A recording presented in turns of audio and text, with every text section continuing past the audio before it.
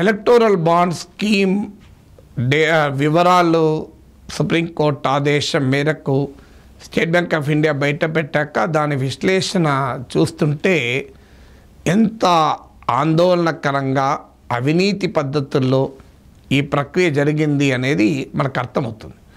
So ఇప్పటికే మీడియాలో చాలా డేటా వచ్చింది. సో ఈ స్కీము ప్రవేశపెడతామన్నప్పుడు Reserve Bank of India, Election Commission of India కూడా తమ అభ్యంతరాలు తెలిపింది.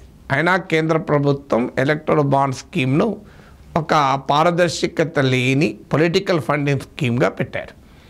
సో అది ఎందుకు పెట్టారనేది ఇప్పుడు డేటా చూస్తే అర్థమవుతుంది. ఇందులో 4 డిస్టింక్ట్ ట్రెండ్స్ కనబడుతున్నాయి. ఒకటి, బాగా నష్టాల్లో ఉన్నటువంటి కంపెనీలు కూడా భారీగా ఎలక్టోరల్ బాండ్స్ను డొనేట్ చేశాయి పొలిటికల్ పార్టీస్కు.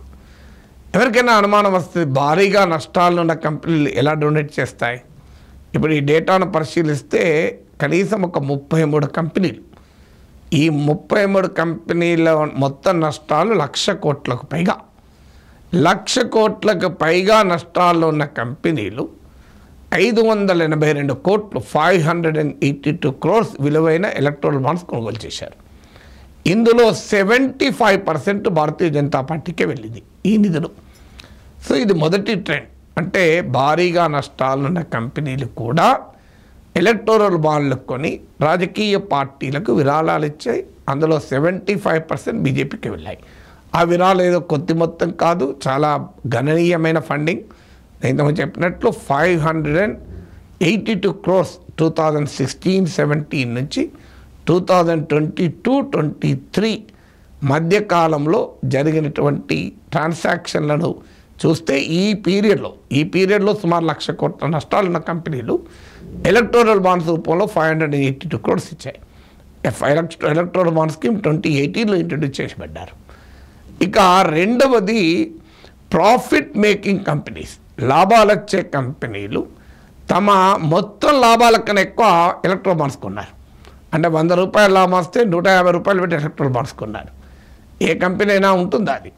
సో అంతకుముందు పొలిటికల్ పార్టీకి ఫండింగ్ ఇవ్వాలంటే ఓ కంపెనీకి వచ్చే లాభాల్లో ఇంత పర్సెంటేజ్ మించి ఇవ్వకూడదు అని ఒక రూల్ ఉండే. ఎందుకంటే ఈ బోగస్ షెల్ కంపెనీలు పెట్టి విరాళాలు ఇస్తారేమన్న అనుమానంతోనే ఈ చట్టంలో ఆ రూల్ పెట్టారు. కానీ ఎలక్టోరల్ బాండ్ స్కీమ్ ద్వారా ఆ రూల్ ఎత్తేశారు. ఎంతైనా ఇచ్చుకోవచ్చని. దీనివల్ల అసలు లాభాల కన్నా ఎక్కువ మొత్తంలో ఎలక్టోరల్ బాండ్స్ కొని విరాళంగా ఇచ్చారు. ఇది రెండవ ట్రెండ్. మూడవ ట్రెండ్, న్యూ కంపెనీస్, అంటే కొత్తగా కంపెనీస్ పెట్టాక కొంతకాలం వరకు కూడా విరాళాలు ఇవ్వటానికి, ఎలక్టోరల్ బాండ్స్ ఇవ్వటానికి వీల్లేదు. కానీ ఆ నిర్ణీత కాల వ్యవధి ముగియక ముందే ఎలక్టోరల్ బాండ్స్ కొనుగోలు చేశాయి, రాజకీయ పార్టీలకు ఇచ్చాయి. ఇందులో బీఆర్ఎస్, బీజేపీ ప్రధాన లబ్ధిదారులని ఇటీవల పత్రికల్లో కూడా వచ్చింది.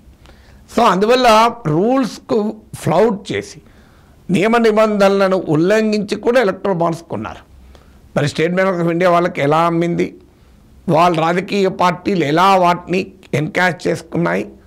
ఇలా బహిరంగంగానే ఎలక్టోరల్ బాండ్స్ ప్రభుత్వ స్కీమును ఉన్న రూల్స్ను కూడా ఉల్లంఘించారు.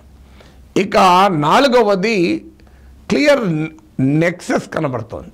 ఈడీ, సిబిఐ, ఐటీ కేసులు పెట్టడము, ఆ పెట్టిన తర్వాత వారు అధికారంలో పార్టీ ముఖ్యంగా బీజేపీకి విరాళాలు ఇవ్వడం, ఈ రెండింటికి సంబంధం లేదని అనుకోగలమా?